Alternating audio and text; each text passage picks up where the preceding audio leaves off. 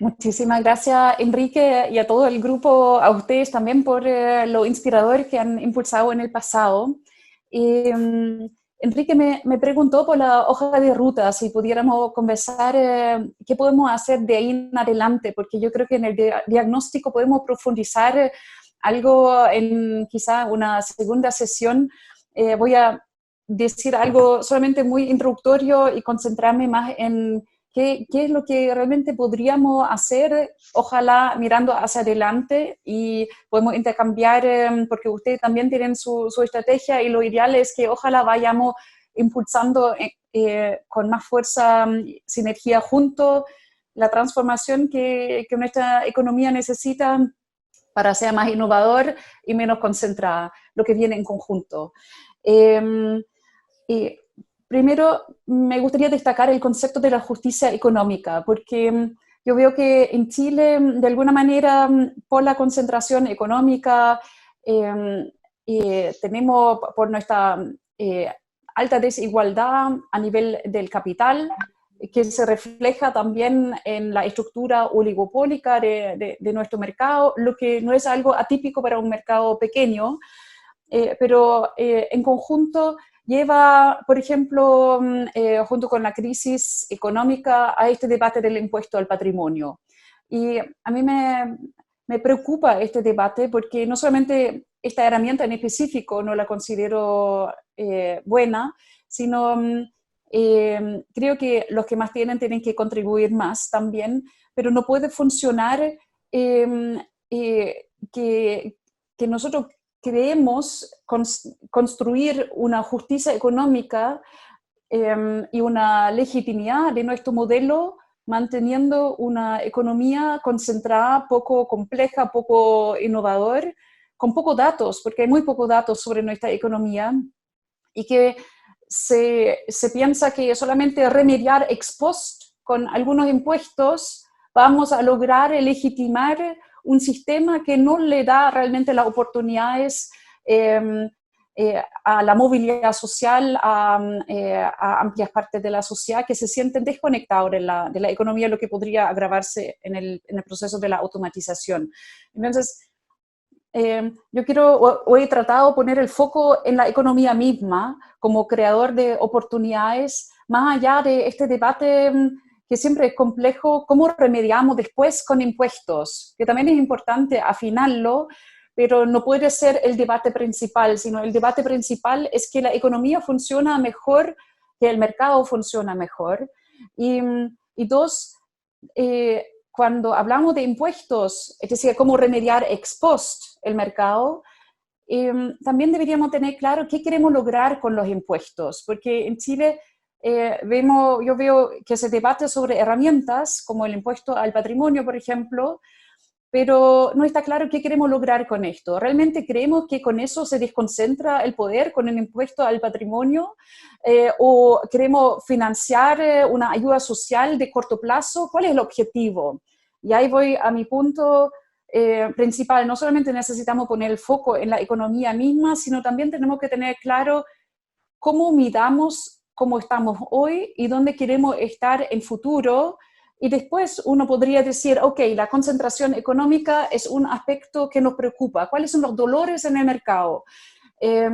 O entre mercado y sociedad. Ahí podría estar la concentración económica, la falta de complejidad económica, la falta de innovación, la falta de movilidad social, y otros aspectos que también tienen que ver con la sostenibilidad, pero quería concentrarme un poco más en los temas de que el mercado mismo tiene que funcionar y tenemos que ver cómo medirlo.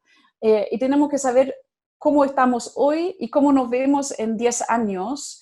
Y si en 2 años vemos que no hacemos avances, finalmente deberíamos volver a hablar, a ver si hay que agregar algún impuesto al capital, si hay que desconcentrar algún sector económico, pero yo pienso que antes de hablar de herramientas, uno tiene que tener claro qué queremos lograr con las herramientas.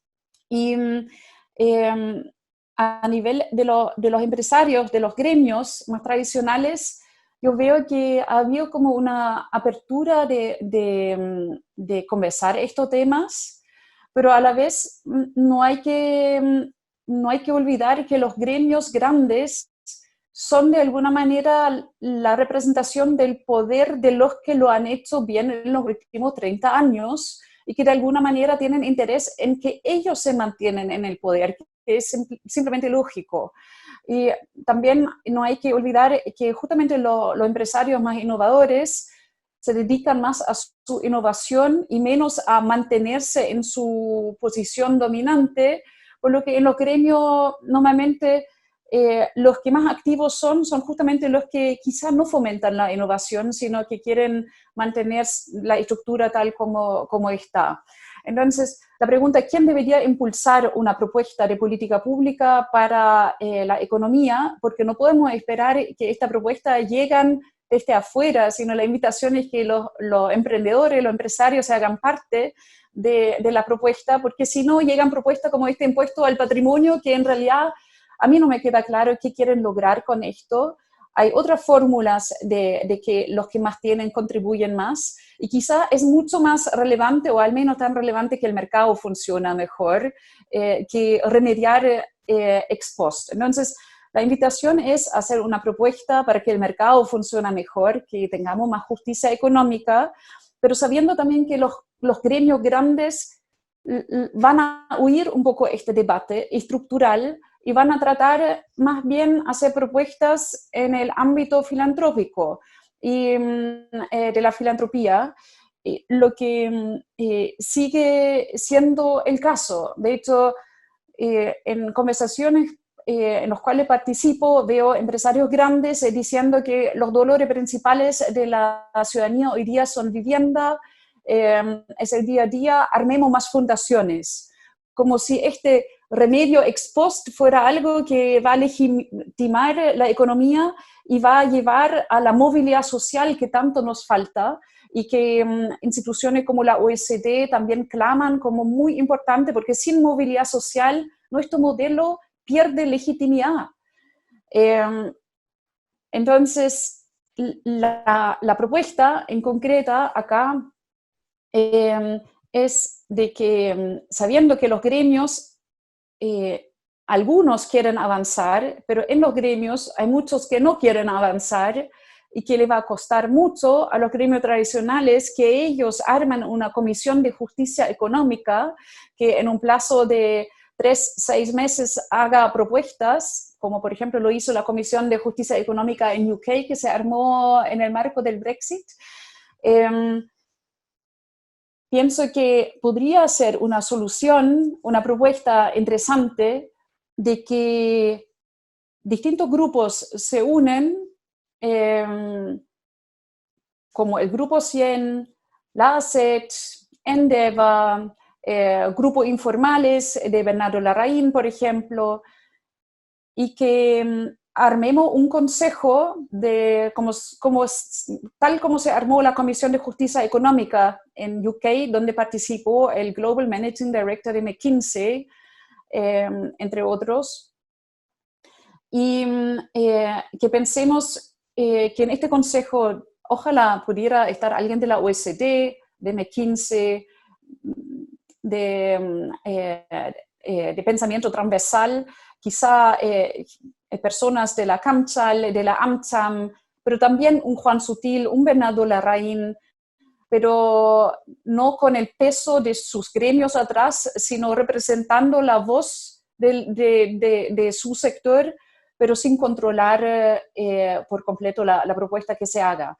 Y yo pienso que cuando uno arma un conjunto de grupos que tengan un consejo, que tal como Jovet armó el Consejo de Hidrógeno Verde, que me gustó mucho, porque no fue un consejo eterno, fue muy bien gestionado.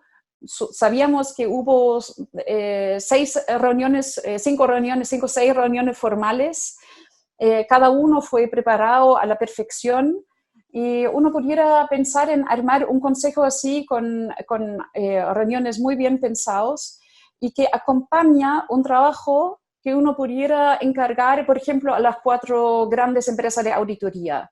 Imagínense KPMG, EY, Deloitte, PwC en conjunto, haciendo una propuesta, partamos con aspectos de transparencia y reporting, no solamente de empresas grandes, sino también de la empresas medianas, definiendo un estándar para definir qué es innovación, cómo medir la complejidad económica, la colaboración, cómo deberían reportear su plazo de pago y cómo transparentarlo. Es decir, yo estoy pensando que a través de la transparencia uno puede dar incentivos muy buenos a empresas grandes de ir avanzando. Lo vi desde la bolsa cuando nosotros impulsamos mayor transparencia del Dow Jones Sustainability Index, que permitió mostrar que empresas listadas en Chile en varios indicadores están detrás de sus pares en Colombia y Brasil. Entonces, benchmarks ponen valor a la data y dan incentivos a que la empresa más rezagada pudieran ir avanzando. Pudiera ser también otra propuesta, pero había pensado que una propuesta en materia de transparencia es muy interesante, va muy en línea con el World Business Council for Sustainable Development, que dentro de todos los grupos, para mí, que hablan de propósito de empresas, de innovación, es el grupo más serio porque pide avances medibles, comparado con el con el Business Roundtable y otros que hablan de estos temas. Lo interesante del World Business Council for Sustainable Development es que tienen una visión al 2050 para cambiar sustancialmente cómo producimos, cómo consumimos, y que piden armar una hoja de ruta medible. Bueno, quizá alguien del World Business Council pudiera acompañar este consejo que pudiera crearse también en Chile, pero lo interesante es pensar en una fórmula que permite que todos se sienten incluidos, los que ya están en eso, los líderes de los gremios tradicionales, pero que participan con otras personas que hay que elegir muy bien en un consejo, y que este consejo finalmente acompaña un trabajo de empresas grandes, y que cuando EY, Deloitte, KPMG y PwC en conjunto hagan una propuesta, tiene mucho peso eso. Y eso sustituye un poco el ideal de que la CPC o la SOFOFA hagan una propuesta directo, que aunque quizá sus líderes hoy día quisieran, le va a costar porque no tienen el apoyo dentro de su gremio probablemente. Y tal como lo podrían hacer los 4 grandes de auditoría que podrían trabajar juntos eso, uno pudiera encargar otros temas a McKinsey junto con Boston Consulting, pero que sean propuestas realmente estructurales y acorde al debate internacional, mirando aspectos de mayor competencia y no solamente anticolusión, sino realmente una reforma para mayor competencia en Chile, para mayor movilidad social, mirando el ejemplo de Israel, por ejemplo, y haciendo propuesta concreta basado en eso. Eso a la vez permite que uno no lo hace sin los gremios grandes, pero los gremios grandes deberían ser parte de este consejo. Y yo creo que deberían tener interés en participar, porque a lo menos yo veo un Juan Sutil y un Bernardo Larraín hoy día interesados en estos temas, pero también algo complicado porque no es fácil que los gremios grandes tradicionales hoy día saltan la historia de los últimos 30 años y realmente sean dispuestos a entregar cuotas de poder. Yo creo que piensan todavía en varias partes, como dije, en la filantropía. Entonces, con eso termino para que podamos conversar. Eso fue no una presentación oficial, no fue una charla oficial, fue como un rayado de ideas, pero yo pienso que uno debería ver cómo armar esta comisión de justicia económica, pensar bien quién debería estar ahí, con hasta personas internacionales, OSD de París, quizá podría alguien participar, McKinsey Internacional, quizá alguien podría participar, además de personas en Chile que ojalá tengan una voz informada y sin conflicto de interés, para hacer propuestas constructivas, para crear más clase media de empresas, más allá de las pymes, como más la clase media de empresas tipo Europa. Lo que sabemos significa que los grandes tienen que entregar cuota de poder, lo que va a ser doloroso. Pero vemos los resultados en Israel, por ejemplo, y vemos que el país entero se beneficia y tenemos que ver cómo lograr este win-win también en Chile, en vez de solamente concentrar el debate en remediar ex post para algo que tiene resultados inciertos, y aún más inciertos cuando este impuesto ex post llega a un Estado que es sumamente poco eficaz, sabiendo que este dinero que se recaudará a través de un impuesto al patrimonio probablemente no llega bien a la ciudadanía. Muchas gracias, Janet. Qué importante esta conversación. Ahora voy a darle el paso a Alfredo Cepeda, que tenía una pregunta. Alfredo, si quieres te sacas el silencio y la puedes hacer directamente. Hola Janet, ¿cómo estás? Oye, la pregunta tiene que ver con los criterios ESG. Si te hacen sentido mirarlos todos, o hoy día te hace mucho más sentido enfocarnos en la transparencia y si logramos eso bien, o la transparencia incluye el mirar estos aspectos como algo más holístico, o lo mismo con lo ODS, que es un paraguas súper grande, pero Sí. de repente es medio disperso, Sí. porque es demasiado ambicioso. ¿Qué visión tenéis de estos puntos, del Mira, ESG y ODS? es súper claro, Alfredo, y muy importante tu pregunta. Claro, cuando uno habla de transparencia, yo estoy pensando en transparencia ESG, pero incorporando aspectos de movilidad social, de Gini dentro de empresas, a lo menos de empresas de cierto tamaño, de complejidad económica. Pero si tú miras lo que pasa hoy día en Europa, vemos que están definiendo una taxonomía, claro, para medir bien. Hoy día vemos que los reportings de ESG son en gran parte no tan útiles como uno quisiera, porque las empresas, uno, no hacen un reporting según objetivos, sino muchos muestran actividades que han hecho sin decir la meta, el resultado y cómo están conectados con su materialidad, con su negocio. Entonces, Europa está haciendo varias cosas muy interesantes que pueden inspirar el debate acá. Uno, están creando un data market, un mercado de data, que implica que las empresas, y quizá no solamente la empresa listada en bolsa, sino también empresas medianas, tienen que reportear en un lugar centralizado, porque hoy día ustedes saben que el reporting de empresa es a través de la memoria, y quién tiene acceso, tiempo, recursos para abrir cientos de memorias para extraer datos que no están reporteados en un formato estandarizado. Entonces, vemos que hay estudios específicos de universidades, de Deloitte también sobre el comportamiento de las empresas grandes, pero estos son estudios caros que hay que entregar, por lo que en Europa se dice, estos datos deben ser datos para que el ciudadano, el empleado, el consumidor accede a ellos para que la empresa efectivamente tengan mejores incentivos a hacerlo mejor, porque si están todos en un lugar centralizado, permite un benchmark. Tú puedes comparar una empresa con la otra, hasta uno podría comparar un sector con el otro, acerca de movilidad social, de innovación, de estrategia frente al cambio climático. Entonces, la idea de Europa de crear un mercado de datos unificados es muy potente. Eso, por un lado, está pasando. Dos, Europa está diciendo que hace 30 años atrás las empresas invertían en el futuro, y hoy día eso es más bien la excepción. Vemos que hay una concentración económica que por la crisis podría acentuarse también, y que hace que los márgenes de las grandes empresas se explican cada vez menos por innovación y cada vez más por posiciones dominantes de mercado. Esos son análisis del FMI, por ejemplo. Y además que estas empresas tienen cada vez más incentivos de corto plazo. Datos del Dow Jones, por ejemplo, muestran de que la minoría de las empresas en Chile y en la región, y en el mundo también hay un desafío, pero en nuestra región y Chile especialmente rezagado, no dan incentivos a los CEOs en el largo plazo.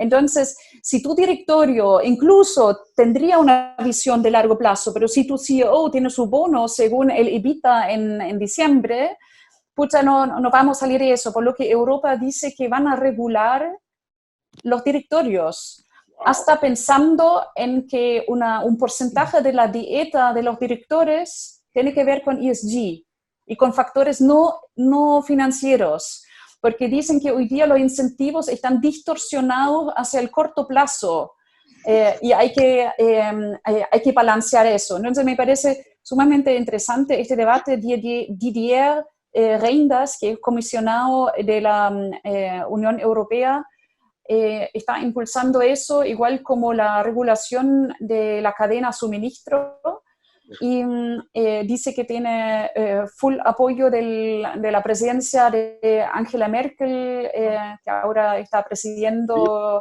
Janet, en la Unión Europea.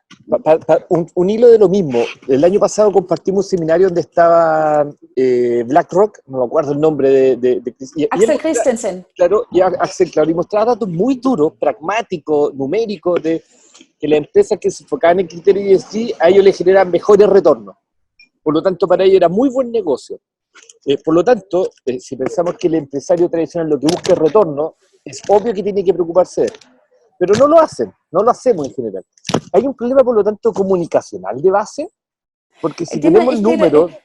Pero el tema es que en Chile igual hay que pensar que la empresa pueden tener éxito sin eso, porque si tienen posiciones dominantes de mercado, si tú estás en un mercado con competencia, evidentemente estos factores deberían pesar más, pero si estás en un oligopolio, evidentemente tienes un riesgo de cuando tratas a tu gente mal, que puedes tener un paro, etcétera. Pero en principio, con más poder de mercado, estos factores son menos importantes. Bien. De alguna manera. Y en Chile, efectivamente, vemos no solamente que a las empresas les ha costado avanzar de verdad, sino también vemos que los inversionistas hablan mucho de ello, pero los inversionistas no lo piden. De hecho, cuando estuve en la bolsa, lo típico que yo vi en conversaciones era que la empresa lanzó un green bond, un bono verde, y dijo, al final, en la salida, los inversionistas preguntaron, oye, y dime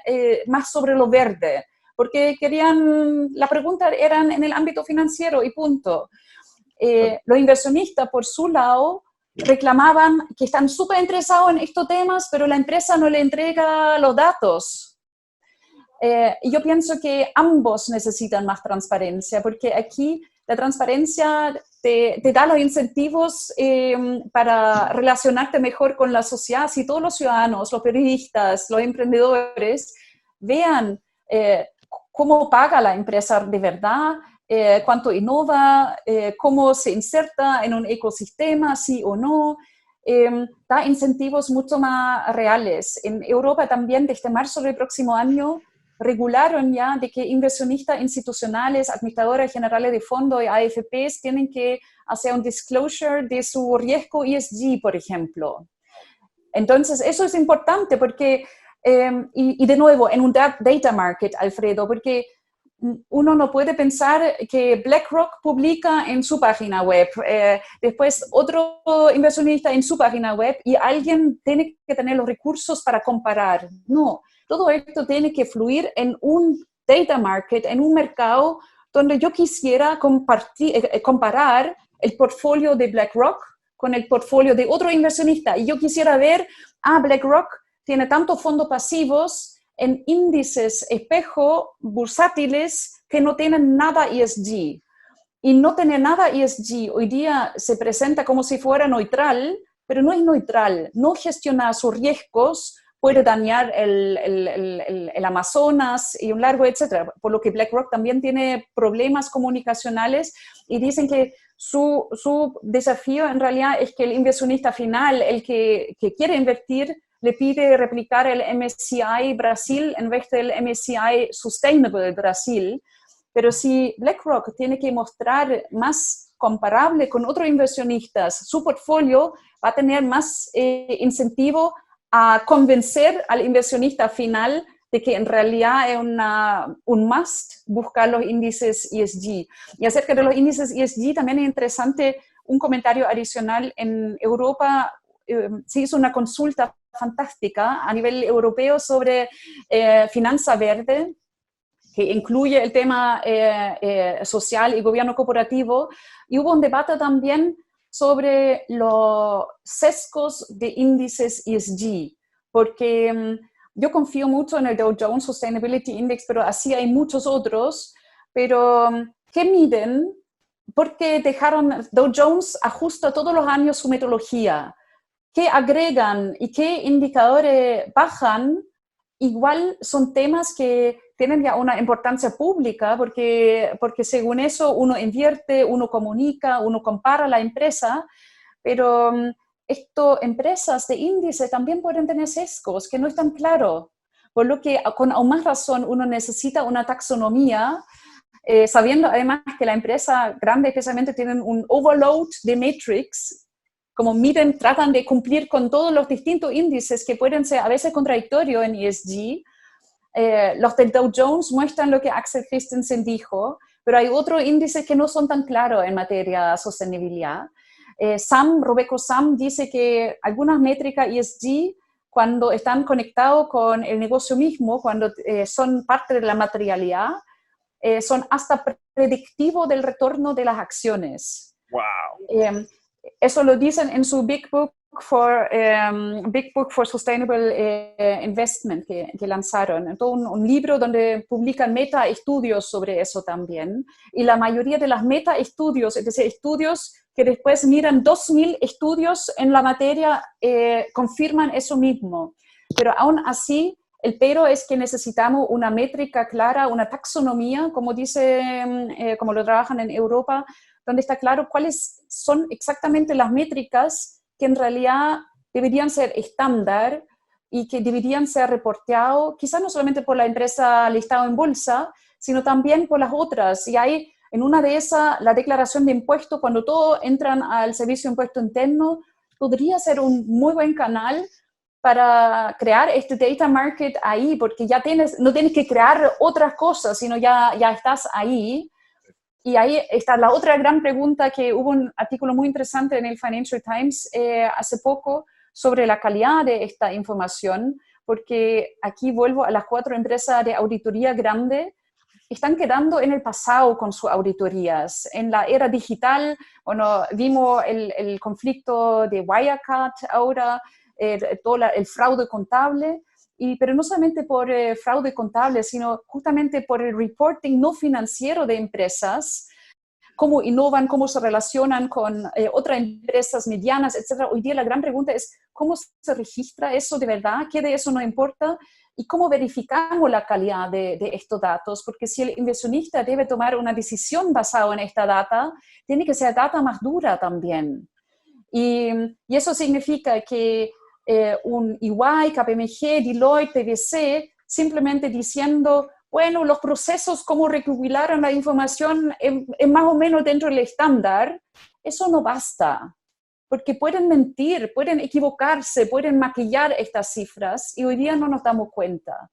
Entonces, si queremos realmente darle valor a esta información alrededor de la empresa, como incentivo para que la empresa se comporte mejor, hay una mega pregunta abierta, ¿qué son los aspectos que tenemos que saber y cómo podemos asegurar la calidad y qué de eso tiene que ser transparente además en un data market? Bien, súper, muchas gracias. Muchas gracias. Gracias, Janet. Voy a darle paso a María Emilia Correa. En honor al tiempo, tenemos como 10 minutos más de conversación, así que te comento para que lo tengamos claro. María Emilia. Perfecto, muchísimas gracias, Janet. Como siempre, fascinante escucharte porque tu claridad y tu coherencia tocas temas tan complicados y es una delicia escucharte con esa fluidez de pensamiento, así que muchas gracias.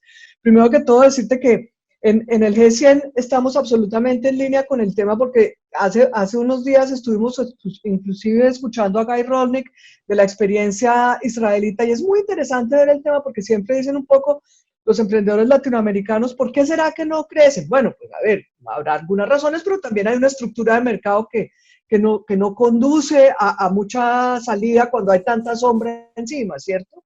De manera que creo que estamos bastante alineados. Ahora mi pregunta viene, así me parece excelente la idea de esa comisión que se reúna pocas veces de forma concreta y tenga resultados concretos.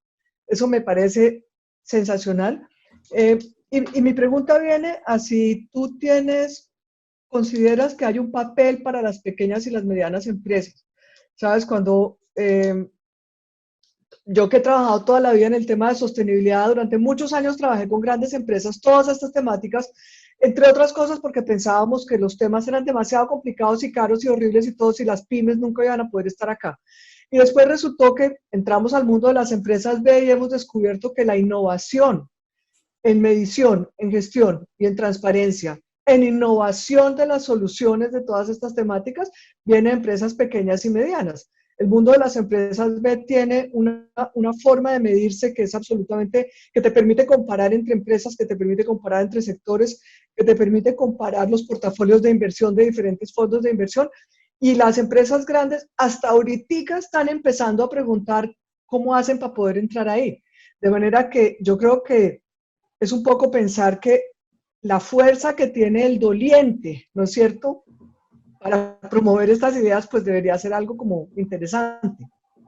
Sí, encuentro muy, muy interesante lo que dices, y efectivamente el resumen que tú hiciste, la estructura del mercado es la que condiciona de alguna manera la innovación, la movilidad social.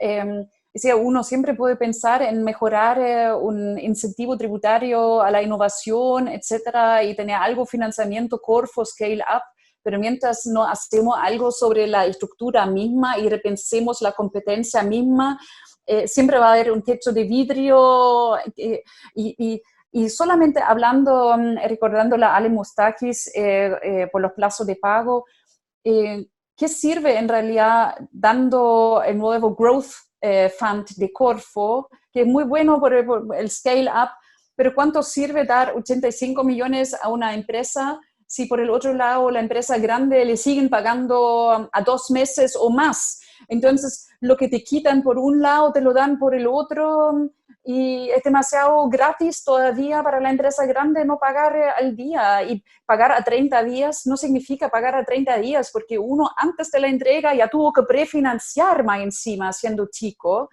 Y entonces, ahí hay temas que yo creo que también es importante abordar desde el punto de vista de la transparencia. A mí me encantaría que haya un estándar contable que la empresa grande trimestralmente tendrían que publicar en un lugar centralizado cómo pagaron.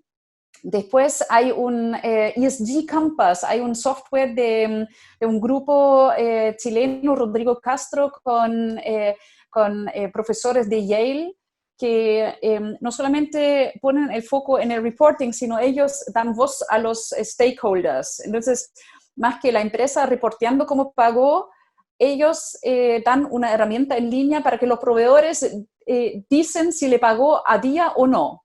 Entonces, ese reporting desde afuera de la empresa también tiene que entrar en este nuevo estándar de transparencia, que es muy importante, porque no puede ser solamente que la empresa trata de maquillar y aún más grande, aún más abogados, contadores tiene para hacer este maquillaje, sino también que escuchemos las voces alrededor de la empresa. Y cuando le damos más voz alrededor de la empresa, incluso podría ser con inteligencia artificial, entonces uno le da el incentivo adecuado, que la empresa realmente se comporta con interés, pensando en sus stakeholders y no solamente en el plazo inmediato. Sobre los pymes, es muy interesante si tú miras la estadística del Servicio Impuesto Interno. Bueno, sabemos que el 1% de la empresa en número tiene más o menos el 86% de la venta, pero si después ves dentro del grupo grande, el G4, que tiene desde 35 millones de dólares, es no el 1, sino el 0,2% del número de empresas, y tiene el 72%. Pero le voy a decir algo, este grupo G4 hay que dividirlo aún más, porque hoy día es sumamente injusto la clasificación del sistema. Las estadísticas son muy malas nuestras, en el sentido de que le conviene a la empresa muy grande tal como están, porque en este G4, que es dentro del grupo de las grandes empresas, tiene 4 categorías, y el G4, el más grande, es desde 35 millones de dólares. Ahí, en esta categoría se mezclan empresas de 35 millones de dólares de venta con empresas que tienen 20.000 millones de dólares de venta.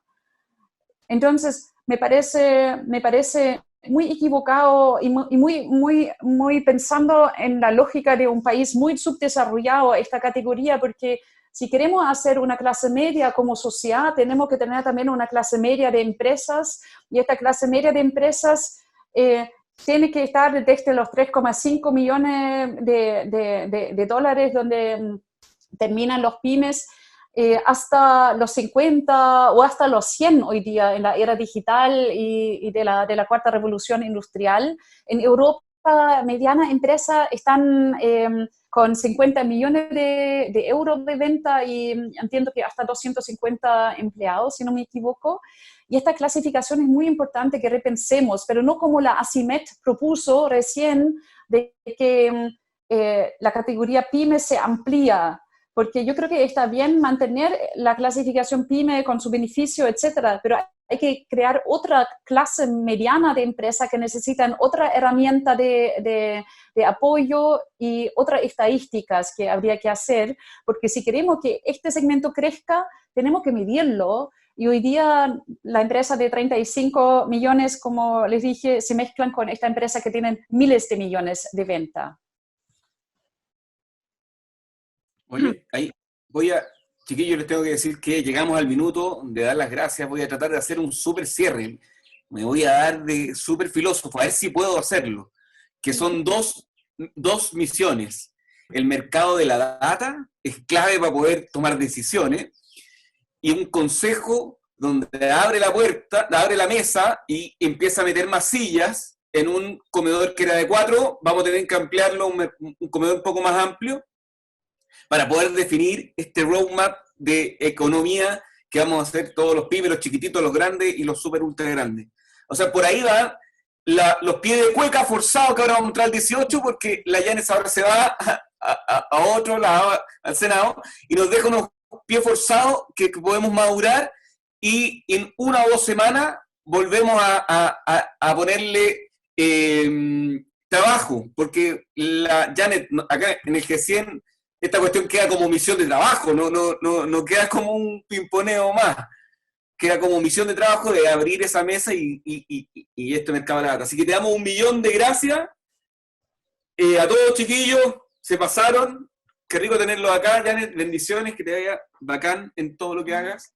Y nos vemos. Sí, chiquillos. por favor, sigamos hablando y felicitaciones por vuestro grupo y encantada de que retomemos contacto. Muchas gracias. Eso. Un gran abrazo, Janet. Mucho éxito en el Senado. Gracias.